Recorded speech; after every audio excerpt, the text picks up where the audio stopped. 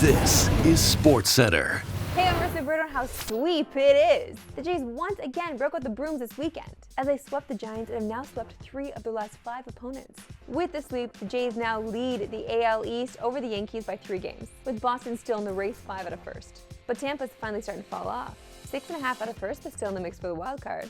But let's get crazy now and look at the best records in baseball, because the Jays have the 4th best record in their majors, with only the Tigers, Cubs, and Brewers ahead of them.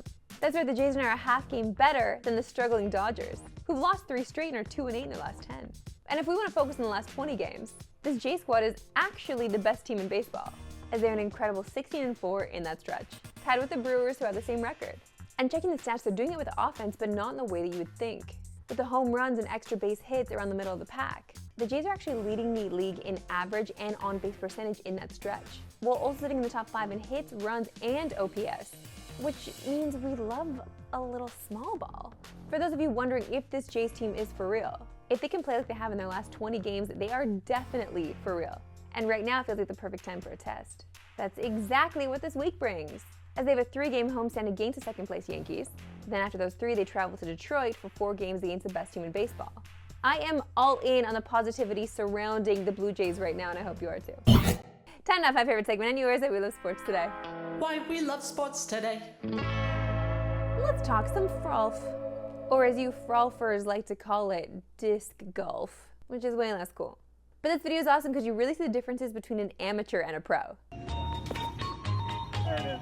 Begin it again. Pretty little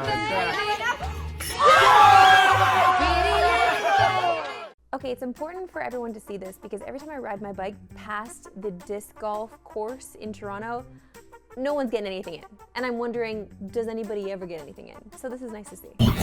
Training camp is officially open for one of the NFL's best teams a season ago, and that is the Detroit Lions. And that's a little bit of an understatement because it was their best season in franchise history, but they're in much murkier waters than you might expect. First and foremost, Detroit has to overcome some serious losses from a coaching perspective, as both their offensive and defensive play callers left to take head coaching positions.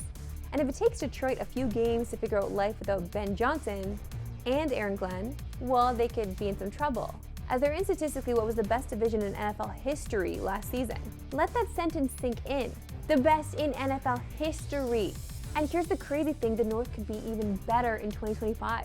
The Bears made a number of moves to put themselves in a better position, and the biggest might be something we just talked about. That's Lions' former offensive coordinator Ben Johnson as their new head coach. And if he is as good as advertised, expect the Bears to make some serious noise, and Caleb Williams to make a big-time leap. Green Bay was already a playoff team last year, and did it with star quarterback Jordan Love banged up all season. And even while playing hurt, he quietly had one of the best seasons in the league by quarterback rating. And if he's fully healthy, he and the Packers could be a serious threat to the Lions. And I'm sure the Vikings won't be as dangerous as they were last year, as Sam Darnold's out, and JJ McCarthy's the new starter who has never played a game. And let's not forget that a rookie quarterback ended Detroit's dream season last year. So with all that said, it could be an uphill battle for Detroit in 2025. But they are still the favorites in the NFC North, at plus 155 with the Packers are behind them at plus 260. And you can watch Detroit play in the first preseason game of the NFL calendar. It's the Hall of Fame game, which goes down Thursday, July 31st on TSN. And we're sticking with the NFL because all training camps open this week. And there are a few big names hoping for contracts that we're keeping an eye on, specifically edge rushers. Because now that TJ Watt has been paid, and the dollars at the top of the pass rush market are established, will we see the final 2 big names get paydays? Let's start with Micah Parsons, who's entering the final year of his contract and could well get the highest number out of these guys. And according to insider Jordan Schultz, the 3-time All-Pro is expected to be at Cowboys camp. Gotta say respect to Parsons, who according to Ian Rappaport of NFL Network, knows he's gonna get a big payday and is more than happy to be patient. And to be honest, the way the Cowboys operate, usually waiting to sign their stars means an even bigger payday for the players. So what about Trey Hendrickson and the Bengals? He's also entering the final year of his contract and said to make only $16 million next year, which compared to other edge rushers is kind of a joke.